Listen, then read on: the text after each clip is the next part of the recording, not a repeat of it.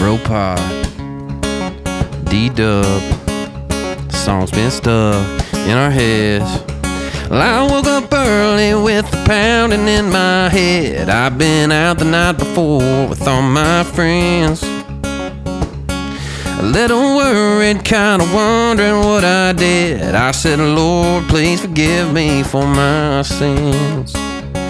Wife wanted to kill me, but she tried to save me first.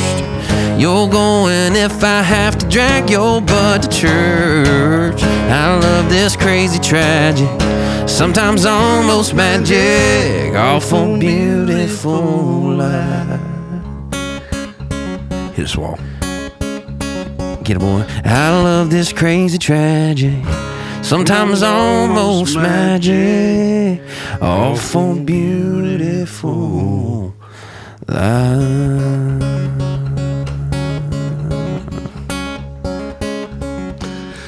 I love. Just kidding.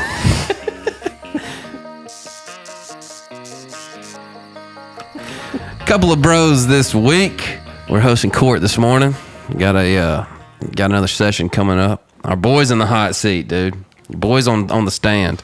Speaking on the stand, make sure that guitar's on the stand. It's not yet. Oh. We're gonna give a cooler away in a little bit, a little Grizzly cooler.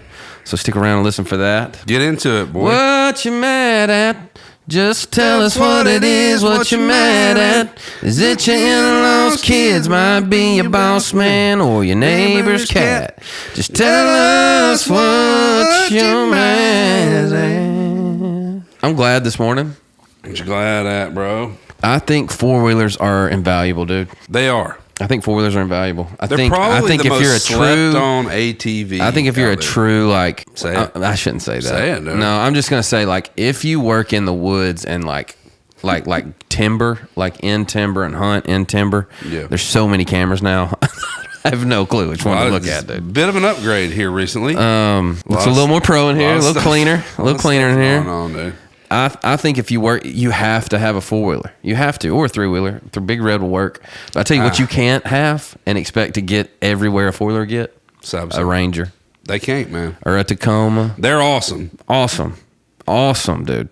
They're invaluable too. But a four-wheeler, you can wax them. I'm telling you, man. I had to cut we'll get into this. We'll talk about it a little bit. But the places you can take a four-wheeler on a farm it can just about go anywhere. It can just about go anywhere. And especially got a chainsaw. Here's a hot take from me. My four-wheeler's two-wheel drive, and I have never gotten it stuck. Yeah. But you will. At some point, you'll need a four-wheel drive. Here's the thing, though. I'm not saying... I had to have four-wheel drive yesterday. I'm not saying that it's not great to have it. But what you don't think about with a two-wheel drive, like I've got my little Recon or whatever it is. It's a 400 EX something. But anyway, you can move. It's light enough to move. So like it drags. It's a 450, so it drags deer out. You can get fast if you want to. Some of those Hondas just come four-wheel drive, and you don't like. Yeah, see, I don't want that. Dad's got that Foreman that it stays four-wheel drive. I like the option, and I like not having it because it's lighter, and I can get anywhere with that thing. Hey, tip. And it's not too heavy in the back of a truck. Here's a tip I just found out about automatic four-wheelers. Okay. Don't run them in high all the time. I've heard this. Run them in low, and I found all the time. Not like on black. Not like if you're straight away, you got to get somewhere. You're on a road, obviously kick it in high. But if you're like riding around the yard or you're in the woods and you're making sharp turns left and right, don't run it on high because it takes so much. It takes so much energy for. And this is the app. How did you learn this? Because I had to fix mine. Because I ran my Polaris. But I'm saying, I've got a Polaris 500. Who told you this was the guy who fixed my Polaris? So you didn't fix it. Somebody else fixed it. No, I didn't fix this part. I didn't fix the. You said you fixed your Polaris. I burned something up. Yeah, I paid to have my Polaris fixed. Oh, there it is. Okay, that's different than fixing stuff. Yeah, I try to fix everything I can, but if it's above my head, which a lot of stuff is, I'm going to pay a fella. But just don't. Long story short, don't run keep it in low. Okay. Keep your automatic vehicles in low until you have to go high. So what exactly are you mad at? I'm glad. I'm not mad. Oh. I was mad at something the other day in the pool that I said we got to remember. I'm a little mad that at 42, I now have to assume a position in order to get an effective sneeze out. Who just laughed? Chloe. Oh, I heard somebody go, yeah, I noticed this the other day. I was dude, I hadn't sneezed in a long time, and that's sad. I love sneezing. Same. I love sneezing. It's an event for me. Will your eyeballs blow out if you open them while you sneeze? No, but they will. If you do your eyes crossed, somebody slaps you on the back, they'll stick stay cross-eyed. I know that's a fact. That's 1,000% true. I was getting my kids. I've heard I heard it's almost physically impossible to keep your eyeballs, like your eyelids, open when you sneeze, because your eyeballs will fly out of your head if you sneeze with your eyes open. Who told you that? I'm just saying. I've heard it. I've heard it from a few places, a few sources. You haven't. Yes, I had. Google it. No, you haven't. Dude. Yes, I have. No just one like talks about that. Just like the cross-eyed thing. That's true. Let me try it on you. Okay. Go cross-eyed. Let me slap you on the back. Dude, one of the funniest things I've ever seen was a guy. I used to do that. I used to try it like a guy was glassing, and he was like, "No, he's right over there." And he looked, and then when his eyes came back, they were like this. Dude, I lost it. Anyway, I was at McDonald's getting my kids. Wait, time out. Do we have an eyeball thing? Yeah, it's a lie. Dude, otherwise people's eyes would be. What'd you say? I think your eyeballs will go flying out and hit the wall. Has anybody's ever been any? Even if one, if you're like, y'all check that. Yeah, watch out. If it had happened, it would be on video somewhere. Well, same thing with the slap in the back and the cross eyes. Sure, same thing. Go ahead. Oh, I was at McDonald's getting my kids some nugs the other day. Just your kids? You didn't? Bro, I ain't snuck a nug in probably 2 years. Okay, what about from Chick-fil-A? You sneak them nugs? Oh, yeah. Well, what's up with McDonald's leftover nugs from Chick-fil-A get popped. I can't pop McDonald's them. nugs are... If they're not hot, they got to go. The one video got me. Pink sludge. Every time. Like bubble gum. They're still good, though. Anyway, I was leaning over to get the food, and I had to sneeze, and I obviously didn't want to get the food, so I turned my head like this and sneezed, and it sent a shock down my back. And it was like, in that moment, I realized I have to assume a position in order to effectively sneeze and not blow my back out. I feel like you individually have getting more injuries, bodily injuries, doing normal stuff than anybody I've ever heard. It's a recent development, honestly. Like your kid jumping on your neck. You said your neck was hurt. Oh, no, he jumped on he power bombed the top of my head, dude. That's different. Just saying, you might be a hypochondriac. That's 30 pounds of just sledge to the dredge. Pow! Oh, I know, dude. You did it with a weight ball to me. Speaking of, you said you had a little thing. You dropped a... Yeah. Well, I had wrist... Welcome to the Bro Pod. I had wrist surgery. Today's guest is Reid and me. I had a little wrist surgery. You can see there. A little healing up well. From our doctor, the hand doctor that listens to the podcast, that diagnosed me from listening. Give you a discount? Hopefully. Ain't got the bill yet. We'll see. No, he did not. Probably not, no.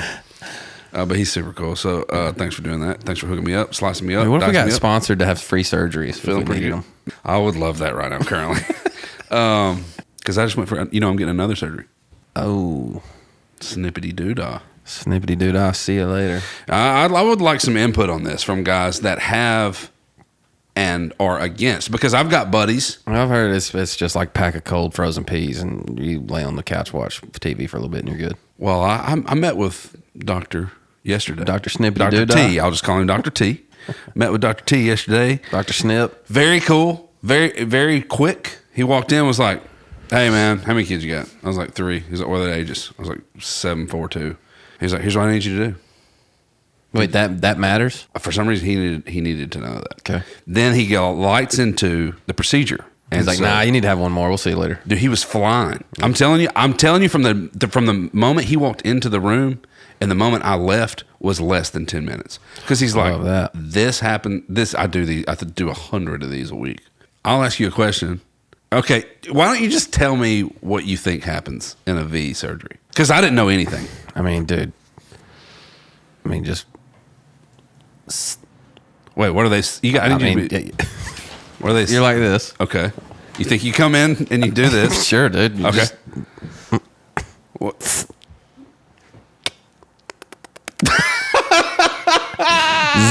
solder, a little solder bit. Put the thing down, the flashing thing.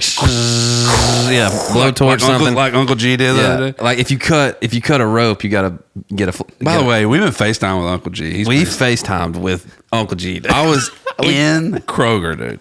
I was burning trees in my backyard. Like, where y'all at? I'm at my golf tournament. Y'all get up here. That was great. That was a wild month. I'm fine. We were snapping selfies, like screenshots to have Uncle G on a picture. Uncle G in there. It was sick. We've been talking. We've been talking to Uncle G, dude. He's we love awesome, Uncle G. dude. Yeah. The funniest thing about that podcast, if you haven't listened to the Gary podcast, I talked about running into him. We're already chasing rabbits. I ran into him 20 years ago sledding with his kids, and I wasn't tough enough to say anything to him because I was so scared. And that was the height of their explosiveness. And so I told him about that. And anyway, I said at the end of the podcast, I said, "Hey man, will you be my uncle?" And he was like, "Well, I already took you sledding." I already took you sledding, dude. I've been laughing about that for weeks. Anyway, yeah, I think that's what happened. You're not too far off. There's honestly, I kind of see something like soldering something and a rope that you cut in half and then burn the end of it so it doesn't frazzle. And so you can tie. That's called cauterizing, actually, instead of soldering. I think that's what happened. Yeah, basically. There's probably a couple tubes down there that got to be cauterized. Yeah, that's all. That's pretty close. So, what do you think there were any do you think there's any stigma around it as far as gaining or losing any part of your manliness? I have no clue. Like, would you think you're less of a man when that happens? No, I would say you're Yes. I'm saying, would you think that there might be some testosterone lost because of you doing that? No, because see, to the common man, testosterone's not getting removed. Correct. You're right. So it's there. So you know about this? You've been doing research? I just have common sense. Well, to me, it's like I was like, I don't want to get my nuts cut off, dude. I don't want to. You're not a. Like, I don't want to be a soprano, dude. You think they take the whole bag off? I don't know. Have you done any research on it, or are you just guessing? I'm literally using my common sense. Okay, so how do your swimmers not swim then? They get stuck in the tube. This tube gets cut that the swimmers are coming through, bro. That's why they can't make it out. Well, there's two tubes. They're stuck in. Yeah. Okay. Okay. So where do they go? They just stay in there forever. Yeah. They just swim around. So that part scares me, dude. That's the part I get nervous about. Because because you think it needs to come out. It's like real conversation, but I'm saying I've heard it's good that I'm a little nervous. I have to sometimes. You know what I'm saying? Oh my god! What else? Yeah, I've heard that too. Country music court's next. We need to. I've heard that too, and I'm like, I don't know if anything. So what? Do they just your swimmers that's supposed to not be in there forever? They just stay in there practicing constantly. Do they turn into pearls? Be sick. I'm a little nervous about it. I've also heard it doesn't. It's not 1,000% work like that. It works. Well, here's the kicker catch. Post snip. Post Malone snip. You got 3 months of question marks. Best of luck. There are things you can do to preventative measures. Clear out. But you got a cash in there. Mm-hmm. 3 months worth of a cash. Mm-hmm. Then after the 3 months, you do a little check to see if they swimming, and then you're less than 1% for the rest of your life. I just want to know that was a doozy. The way he says our listeners, no, it's got real. A lot of male listeners out absolutely. there, probably the same age as me, trying to work this thing out. I wish someone had told me the risk versus reward of this situation. They are. Well, that's why I'm telling our listeners, because I care about you as listeners. How does that tie back to what you're mad at in the chicken nuggets? It doesn't. Well, chicken nuggets, I guess, kind of. Well, I just have to assume the position to sneeze. I don't know. Yeah. Rabbits, dude. Yeah. But bottom line is, lifting weights. So, I don't know how we got there. Welcome to Bro Pod. So, if you have any questions about that, hit your boy up. Also, if you don't hit your boy up. If you also hit your doctor up. Hit your personal doctor. I'm up. Basically a doctor now. I'm basically a doctor now. 2 days, but not our brother-in-law. He's 2 days of sitting around, not doing anything, and then a week of not working out, and then you're pretty back. Everybody says to do it on Masters weekend or March Madness week. I ain't got that kind of time. I got to get this over with. Oh, you're saying like right now? Yeah, my wife ain't having no more kids, dude. She's like, wrap it up. Well, I mean, she can prevent it too. No, they don't do that. Do y'all? No, they don't do that. A little more invasive. So I don't know why or how we got there, but I had wrist surgery, so I haven't been able to do anything workout wise for a month. And so I just recently got back in the gym. I walked in. I was like, I'm going to be weak. I knew I was going to be weak. I hadn't done anything in a month, right? So I get in. I'm like, hey, feeling pretty strong here. Like I'm lifting. I'm not as strong, of course. And I get on the bench. I do my normal set of 12, 225, knock it out, rep it out, feel good about it. 10, boom. Usually I jump weight, like significantly, but I didn't this time. I just kept 225 just to warm myself back up. Rep 10 out. So easy that I'm like, throw 245 on there, dude. I'll do 8, 245. Dude, I got to 6. And I felt a little resistance with 6. And I think that's the kicker to going back to work out is that when you're done, you're really done. Like you don't have that extra bit of push. You're done. 7 was like this. And I was like, oh no. I should have got somebody to spot. All of a sudden the left side starts coming down. All of a sudden right side starts coming down. When it goes down, you're done. And it is on my chest. I got 245. Dude, it's like coming down on me. There's a dude next to me. You're like, psst. I was like, hey, help, help, emergency. And he was like, oh shit. And he throws this thing. He's got 400 on. He's like, huge. It was a huge scene. He's like, I need some help over here. I'm like, no, we're good. Yeah, he could use some help. Guy runs over. They help me press it off. And the things that go through your head while they're saving your life, you're like, sorry, man, just had wrist surgery. I've only been back a month. I've been out a month. This is my first time back. Sorry, man. Look, it's right here. You can see it. You try to prove that you're not a B. But you were. In 8 seconds. And the crazy thing is they never even took their headphones out, so I don't think they heard me anyway. Yeah, nobody had time to take their headphones off. It was a wild ride. You almost died at the gym. But I'm back, dude. I'll be back. Such a damn thing. I'll be back, bro. You know what's cool? I got paid a compliment the other day. Let's talk about you getting a compliment for sure. No, it's not talking about was working out. But I was playing golf and the guy was playing golf. He's like, do you work out? I was like, I mean, not really. He's like, you're kind of like farm strong though, right? And I was like, You yeah. love that. I was like, that's right. Yeah, I go to my farm once every 6 months. I was like, yeah, dude, I cut down trees and lift logs in the backyard. And I mean, I was like, you're like, we lease a farm. I was like, yeah, I'm coming to Farm Strong. I guess you could say that. I'm active outside. Country music, court. That table's too nice. Order in the court. What do we have on the docket Order today? in the court. Judge. In the docket. I hope the music's going right now. Surely Ray's. It will be. Yeah. Our boy LC went and played St. Andrews while he was in Europe and dressed in normal Luke Combs attire. Mm-hmm.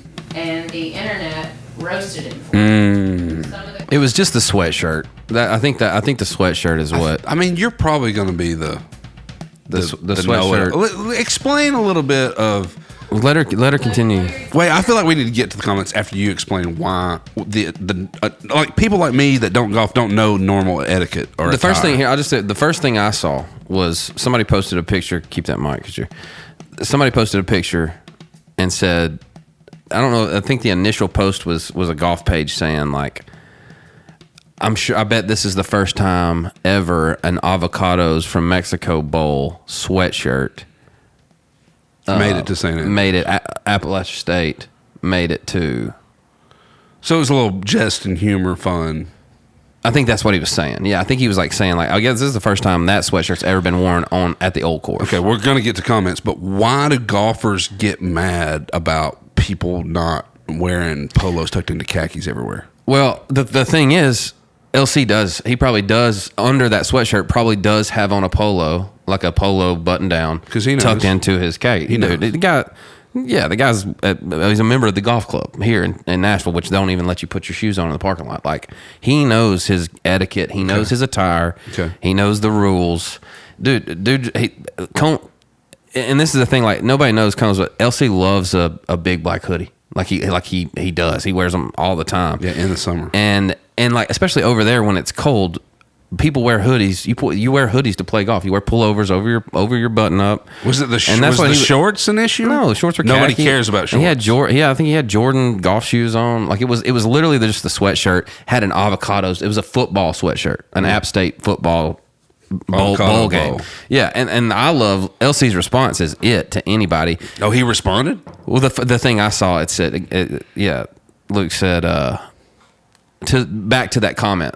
He replied back to the comment, the original comment that said, I bet that's the first time the thing. Luke wrote back to that comment, golf is a hobby, ball is life. And so, like, he's representing his school, his alma mater, App State, his boys. I'll tell you what I appreciate about him, too, is that he recognizes that golf for him is just fun. It's just supposed to be fun. Totally. It's not supposed to be work. It's not supposed to be... It's not serious. It's not... that serious. Yeah, that's he enjoys it. He likes playing with his buddies, and he likes playing on the road and playing good golf courses close to his house. He also likes getting his buddies to play really great courses. I think people are mad because it was the old course. Now, like golf over there is different than golf here. Okay, explain that. Golf over there is that's where golf originated. So everybody holds golf to the highest of levels over there. Those clubs. I gotta be honest, man. Those clubs, that's part of the game. It's kind of like trout fishing. It's the worst part of. It's the worst part of the culture of golf. I think you have a hard time with good old boys in that scenario. Yeah, and I think there are some clubs and courses that makes guys like me who are on the fringe about it be like, I don't want anything to do with that if it's that uppity. That's the word that we would use. Sure, and I get so that. Why is it important to golf to be? Well, there's two trains of thoughts on it. Like there's the live tour train of thought. Party boys. Well, let's untuck our shirts. Let's but not wear shoes. khakis, Let's roll around in a cart with no shoes on, shirts untucked. We are drinking. There's an fun. argument for that, bro. And that is a lane of golf that is happening right now. Well, what? Might be on its way. Well, I'm not talking about live. I'm talking about. Oh, you're talking about that. Okay. I'm talking about the difference between Troubadour and Golf Club in Nashville, just for instance, what we know. Okay. Troubadour is a completely lax. You can play 6, 8 to a group. You can play with your shirts off. You can have music. And they know this. You're not going. It's in the rules. You're not like running them down by telling this. What I'm saying. Running who down? Troubadour. It's what they want you to experience there. Fun time. Is enjoyable golf. You can play it however you want. I'm a Troubadour guy then. So then there's Golf Club, which is sir, can you turn your hat around, please? Yeah, it's take your hat off when you walk into it's the traditional style of old school country club. Mm-hmm. People like that. People like the shirts tucked in, the matching attire, be respectful of like the romance of golf. People enjoy it, enjoy that part of it. St. Andrews, especially over there, that is held to another level of romance of golf over there. And so I think that's another thing where people were jumping all over Luke because it's like, how are you disrespecting the old course like that? When the only difference would have been he would have gone in the pro shop and bought another sweatshirt, just a sweatshirt with something different on it. Yes. That's it. All right, and then because here's the deal, if he walks out there with a St. Andrews black hoodie, nobody says a word. Or a Royal Troon, still with the hood, like a Royal what? A Royal Troon, which is another golf course, another major golf course, like right down the road from there. Like if he would have worn a golf attire sweatshirt, nobody would have said a word. Really? It's just because I have an avocado on the side of it, and there was a football on it. That's my dog. That was literally it. That makes me even more proud. And that's what I'm saying. Buddy. If for all of you who don't know, like Luke in his everyday lifestyle of wear and personality, bro, like it's not shocking at all. No. Not even the slightest. And he's just like us. You find a sweatshirt that you love, something that's comfortable, that fits good, you're going to wear it all the time. I'm going to tell you this, too. My guy ain't much on doing stuff he don't want to do. He's going to wear what he wants to wear. Of course. And if you're going to try to, like, blast him about it, he just won't do it. And it wasn't like it wasn't sloppy down to town. his knees. Yeah, it wasn't sloppy town. No, he didn't. I know sloppy town, Luke, and that wasn't him. No doubt. Yeah. So that makes me I'm proud of you, LC. I'm proud of you. Dude, the guy just loves he respects. Let's get some comments. See if anybody roast him and when you think it's funny. This one feels a little targeted, but it said he's built like the average Mississippi State fan. Ooh, I mean, I'm a Mississippi State fan. I guess that holds true. That's just a college football fan, though.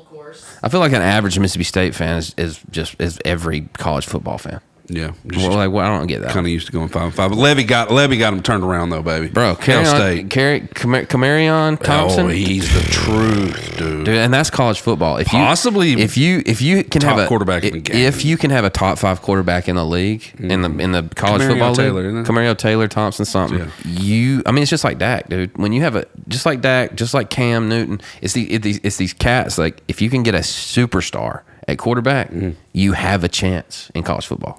All I need is a chance, You have a chance. What was the second one you said? Gotta be the first ever to wear a Cure Bowl hoodie on the old course. Cure Bowl. And avocados from Mexico. Yeah. Avocados from Mexico. Americans are proof you can't buy class. What is it? Americans are proof you can't buy class. So that's probably somebody over there. Which, like, I've never say it to my face. Okay, tell me about this. Okay. I've never been over there. Are they walking around like? Does it look sloppy over there? We played a bunch of super nice courses. Like in St. Andrews, and like one day I wore a what's the? I'm not talking about you. I'm talking about people. What are these though? The not tie, but the stretchy ties. A bungee strap. One time I wore a bungee strap as a belt. Yeah, but people can't see that. Nobody cared. They could definitely see it. Do they dress properly over there? No. Okay. I mean, look, the course we played, which was New South Wales, it was awesome and it's super high class. They were like, dude, let's shotgun a beer and here's some Zens. Like it was just super relaxed. And I think people know when Combs comes to their place that he's so easy that the day should be easy. They don't try to like properly. Like I guarantee you, no one said a word to anybody about that hoodie from the course. It's interesting you say that about it because like there's a good like conversation to have of like what's more important, the way you act on the golf course or the way you dress on a golf course or the way you play, because they still or the way you play a golf course, because like all those things hold importance in the game enough to like if you do one of those things real bad and like disrespectfully, you're out. Wow. Golfers are gonna clubs are gonna that's wild. So I mean, not guilty, dude. Not guilty. Get him off face. Yeah, not guilty. Is there any really good ones that we're missing? Go back to your farm and leave golf to the gentleman. No, eat it. See, get out of here. Suck my get out of here. Just Get out of here. Hopefully mom didn't hear that part. Just gobble that one out. Not guilty. That was coming, our boy. No, he's never not guilty. That was Country Music Court brought to you by App State. All right, y'all randomly sent us some funny DMs. Oh, yes, y'all did. We're gonna throw a few of those and just see where it goes. All right, here's a first one. A fan DM question. Okay. What has gotten objectively worse since we were kids? Oh. What has gotten objectively worse since we were kids? I think flopping in basketball. Ooh, I don't know why you thought about that, but I'm glad you thought about that. I mean, you know, basketball has gotten. I do think that. Did they do that? Have they always done that in soccer? Here's the overall thing is culture's getting softer. Well, the issue I have, especially the entertainment culture, like sports culture. The issue I have with the ridiculous flopping is like, this is World Cup was kind of one of my first times to ever really like invest some time into soccer and watch some games, because it was fun to watch, entertaining, right? And it was in America. But I didn't realize North America that a large portion of the game is manipulating the flop. Like, that is part of the game now, and it's not the striking of the ball into the. Yes, that absolutely has. It's getting in position, especially if you're in the box. It's positioning. Yeah, because you get penalty kicks if you're in the box, you flop and get. Penalty. And I've never thought of it that way, but I mean, it's kind of the same thing in basketball, dude. They're trying to get some of those big centers to foul out as fast as they possibly can, or get to the free throw line as fast as possible. So my question is, does that make you a better participant in the game if you're just really great at that? Well, it's also the conversation of like, it's what are you turning the game into? What is it becoming? You know, is it becoming I'm gonna try to score superstars? I'm gonna try to score 60 points, but 37 of them are gonna be from the free throw line. Oof. You know, like Yeah, do those hold as much weight? yeah, I don't think so. No chance. Because you watch a Oklahoma City game, like a Thunder game, and Shai Gilgeous is that. Like when somebody comes to superstar, like when there's a new superstar in the league and they start airing all their basketball games and they start putting them on TV, you get to see how that guy's scoring those points. And most of them are Free throws. Are just they're driving the lane, Getting fouled. and doing this and throwing the ball up. And I'm not going to say most of those points are, because those guys are elite athletes. And let me say this. But I will say, like, they are utilizing That the manipulation aspect of a referee just running into somebody, throwing their hands up and getting a call. I hate to say this, but I never liked Chris Paul for that reason. Recently, I feel like he's matured a little bit. He even said some things that I thought were awesome. He was such a floppy dude, man. And now it's like our kids. Shai Gilgeous SGA's that now. Nobody, all the kids that like loved him can't stand him now because he's so floppy. Yeah, it's kind of like what happened to LeBron a little bit for those couple of years.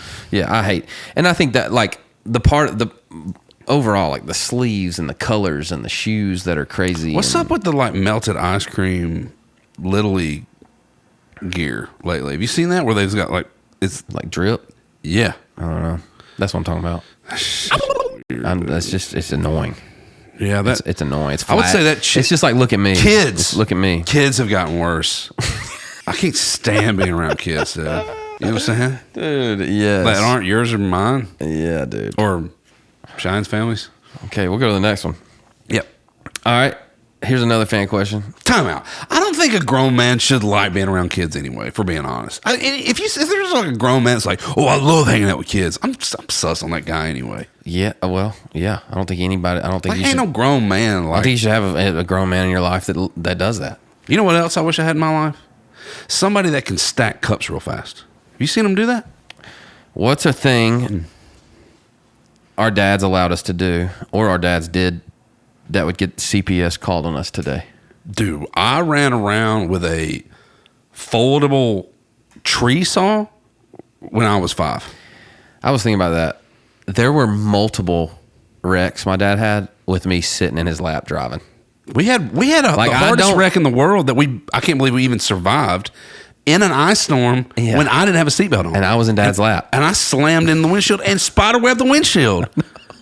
And then that creepy ghost pulled us out. I know. And I never saw who that was. Creepy ghost. And then we go to a house. Like, we went to a house. I don't know, dude. I was 5. But that's what I'm talking about. I was in Dad's lap. Why were we driving in the ice? Why was I in Dad's lap in an ice storm driving around? Why did we not have seatbelts on? That's what I'm saying. Where did the ghost come from? And then the one time those dudes were egging on right before Thrill Hill.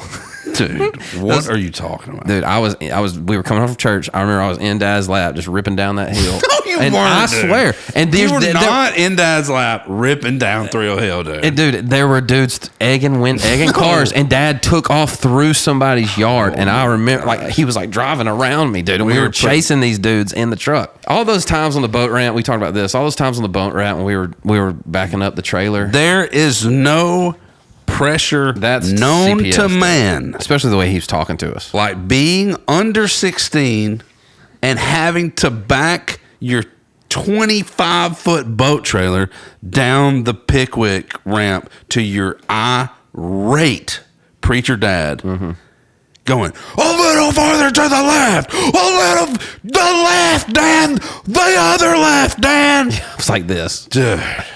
No backup cameras, by the way. I can't say anything, no backup Dad. cameras. You can't even see to the... The trucks have gotten worse. If my truck tells me I need to pull over for a coffee break one more time, I'm smashing it into the first light pole I see.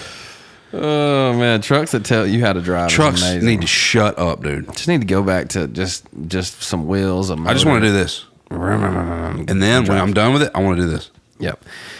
We used to drive like the helmet rule back in the day. With no wearing helmets when driving 4-wheelers. Remember, like, ripping through the bottoms? I mean, we wore helmets.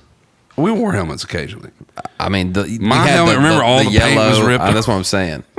It's a good thing we wore helmets, but I'm just saying we didn't a lot. I will say those go-kart rides. Oh, dude, how did we survive that? I don't know. No freaking seatbelts at all. Here's our last fan question. This is a good one. What's one thing that someone can get? You can do what? Okay. What's one thing that someone can do to get kicked out of deer camp permanently, or what is something they can do to get a lifetime invite back? Well, I mean, I'll just speak from experience. Jameson Rodgers, I thought about that too. just got a lifetime invite because he passed. Maybe lifetime. We'll see. We'll see. Still, he's still in Deer Boys. A lifetime pass for passing. In my mind, that's a great story. JMO, we were hunting down at Mossy Oak. All right, last if that deer year. walked out on you, is he dead or not? No, he's not dead. With a bow, Not dead. okay. My property, maybe, but not where we were. but not where we're at, not somewhere else. Respect, we were respect. down in Mississippi hunting, and kind of been a slow week. Nobody's really seen anything. JMO's first time going, and a 3.5, maybe 4.5-year-old, very mature, Maybe 5.5. heavy deer came out on JMO that would have scored 140. Nah, probably think so? no. Probably For some reason that deer's probably bigger in my 130ish. JMO's killed some big deer. JMO hunts big deer. Yeah. And so like he filmed it and sent it to the thing. Everybody's like, shoot that deer, blah blah blah, shoot that deer. He's like, he doesn't feel right. Like he's not doing it for me. I think he's too young. And everybody got on to him for it. But JMO's like, I don't care what y'all say, because when we got back to camp, Toxie came up to me and goes, hey man, Gates always open. gates are always open for you, for people that pass deer like that. And he's like, that's all I needed to hear. Boom, invite back. I mean, Toxie is like arguably one of the Especially if you're pillars of if you're sitting on his ranch, his farm and doing that. I think one thing you can do to never get an invite back is one, be a bad hang. Like it's all about the hang at deer camp and getting along and hanging out and enjoying yourself and enjoying other people's company. Being a bad camp, being a slop. Like sloppy slop. being a slop in like wherever you're sleeping or in the kitchen or wherever you're leaving hunting. stuff in the blind after Yeah. you're done with it, and then somebody else goes to hunt it and they're like, hey, Gotta clean it up. your dip spit bottle was in there with Yeah. the top off. That will burn me into a pile of ash. Shooting small deer. See you later. Yeah, you know what? Like young deers. Also, like being too pretentious about other people's deer. Oh, should have given him another. Or, you know what I mean? Like, let me tell you something in life. I've been this guy, dude. I've been this guy where I questioned what everybody else shot, and I was always like, why are they killing small deer? I've been the guy. I have been. But you have to get to a place where you celebrate everybody's wins, regardless how big or small they are, dude. Yeah. Just quit whining. Quit it. Do the best you can do. Where I've come to in my life is I'm going to attempt to grow the biggest deer I possibly can on my ground, and I'm going to celebrate other people if they harvest that deer. I have to be okay with that. That's part of the maturation process, I think, of a hunter. Yeah, I think. But that's a great way to part get of the kicked out, is to be like a punk about somebody else's deer because it's bigger than yours, or you should have given it an extra year, or I can't believe you'd shoot that. I mean, well, you're killing all next year's deer this year. And you know what I mean? Yeah. Yeah. Don't be that guy. Yeah. Don't be that guy. Speaking of hunting, we got a track hoe down into On a track. down into the farm yesterday and spent 10 hours pretty much opening the heart of the farm back up. Boy, the ice storm really did a doozy on. If you're not from the West South, Tennessee and even if you're in the South but weren't in that ice circle, that wasn't ice, it like a late season? Wasn't it like it February? was or in something? February, March. Yeah, it was devastating. And we talked to people, and they're like, "Yeah, I can't get in." And we started with chainsaws and a tractor trying to do it, and that's what the guy yesterday, our guy who's dozing everything and kind of cleaning it up, he was like, everybody started like that. Everybody went in with chainsaws and a tractor, and you can't do it. It's too bad, especially those pine plantations, and that's what we were talking about. Pine is so low right now, and so not valuable at all, that nobody's really cleaning it up, because you're Literally losing money when you crank the tractor to start the cleanup process. So it was awesome to watch him go down there with that track hoe and just cleaned out food plots and cleaned out the access road and all that, and he's doing some more stuff today. But already I was in there putting cameras up and found a pretty good deer that we haven't been able to access and get into, that could potentially be, we're getting into velvet weekend here pretty soon. And look, we're leasing this ground, and I think that don't be afraid to invest a little bit in the ground that you're on, even if somebody else owns it. Well, they own it, I ain't paying to. Dude, what good is it if you can't access it? Right. No Tell doubt. me, I may be putting you on the spot here, but do you know why do pines explode more than, like, why did it affect the pines more than it affected the hardwoods? I think we didn't really talk about that, but I think it's more because they're so top heavy. Because they hold all, especially those big 15-year, 20-year pines are so.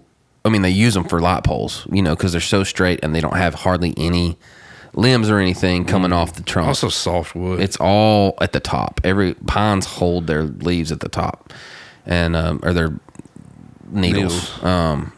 But they're so heavy. They're so heavy up there. When that ice gets on them, it weighs them down so much and snaps them. I did notice that. I mean, even if you look over, it was more tops than it was actual trees. It was, it was almost like they were all broken in half. Yeah, if you look up, it looks like pencils. Like you go down on that pine thicket, it looks like a box of crayons, like sharpened crayons. It does all look through like there. that. And I'm telling you, it did a number on West Tennessee. But Velvet Weekend's coming up. Send us some if you got some deer you're hunting around Tennessee or anywhere. Season starts in Kentucky. It starts September 1. We're getting real close. Yeah, I know. It's exciting. I hadn't even started shooting my bow. I broke my boots out the other day. I was like, man, it's about time to start walking around. Did you check for spiders in them? No, they're inside. You still didn't check for spiders? Cheyenne found a black widow. That's what I'm saying. Watch out for spiders. We've been going close to an hour. We're gonna give y'all a little. We're gonna end it with a little Would You Rather hunting edition. All right. You ask me one, I'll ask you one. 180-inch buck, but nobody ever sees a photo or a 140 and the kill goes viral. I already know this. No, 180, never see a photo, dude. Your turn. Absolutely. Hunt your own 40 acres or 4,000 acres you don't. 4,000. Wait a second. It's a quiz. Are we talking a long-term leasing here? I mean, what's the price on this? There's a little. I'm gonna go 4,000. I think so too, man. As far as the hunting is concerned, a pile of acres. But I would. Here's. I'll say this: if this is you, a deer on your 40 will mean more than 10 on your 4,000. No, but depending on the price per acre and where that 4,000 is, you're probably gonna kill bigger deer on the 4,000. Shoot a giant on opening day or hunting for 3 months and then shoot it. Opening day, baby. What? Dude, there's so much that can happen to that deer. Now, look, is there a guarantee that he's going to have all his points, not be shot and wounded in the back leg? Because a giant can be a giant on opening day, and he can be a one-horned. Yeah, and I do feel like if you've got tact cams everywhere and you're keeping 4.0s and ultras all over your farm, because they never mess up. Especially if you have the solars and the lithiums, you don't ever have to go in there. The journey with a deer now is not. It doesn't start at hunting season anymore. For people who do that, for people who run cameras year round, you probably know every deer you're gonna step in the tree or get in the tree to hunt on opening day. Yeah. So like that's my thing is like the relationship's already started way before you go into hunt that deer. Most of the time. Well, that's what I'm saying. I have a late farm. that doesn't even pop till like September. Well, yeah, but you wouldn't be hunting a deer until you see him in there. Agreed. So, yeah. Okay, you have to do without one or the other. You can never hunt a food plot again, or you can never use a trail camera again. I mean, I love timber hunting. I also love running trail cameras and finding what's in there and when they're in there. Sounds like you'd sacrifice the food plot. I would. I'd go straight timber hunting and sacrifice the food plot. Yeah. Hunt alone forever, or only hunt with your kids from now on? Like, does that start tomorrow, or does that start 5 years from now? Tomorrow. How good of a dad are you, dude? How selfish are you, or how unselfish are you? It's pretty much what this question is. He's hunting by himself forever. Yeah, I'm probably hunting myself, dude.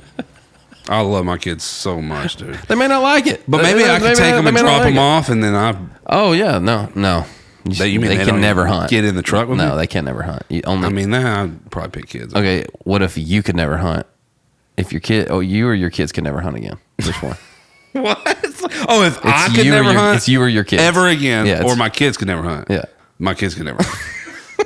Because there's no guarantee they're going to like it. So if I burnt the credit on them. Buck and Ben are going to love it, dude. If you can't tell, we're cleaning it up in here a little bit. We've got new tables, and the cords are gone, and it's looking pretty fresh, dude. Yeah, you should see it back here. There's cameras everywhere. The reason we're able to do this is because of all you guys' support And we thank you for it. We're closing in on 15,000 subscribers on YouTube.